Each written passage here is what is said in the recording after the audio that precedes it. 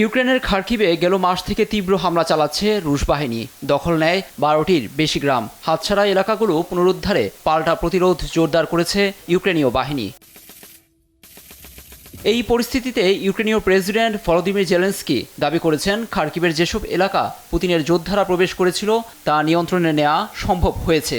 এজন্য ইউক্রেনীয় বাহিনীকে বিশেষভাবে ধন্যবাদও জানান তিনি।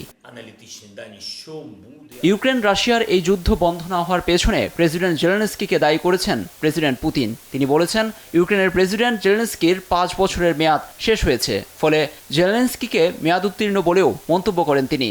এই বাস্তবতায় মস্কো কিয়েভ শান্তি আলোচনায় বসলে বিষয়টি আইনি বাধা তৈরি করবে বলেও মনে করেন তিনি। ইউক্রেনের রুশ বাহিনীর সর্বাত্মক আক্রমণ শুরুর 3 বছর চলছে। সেই সঙ্গে 3 বছর ধরে ইউক্রেনে জারি রয়েছে সামরিক আইন।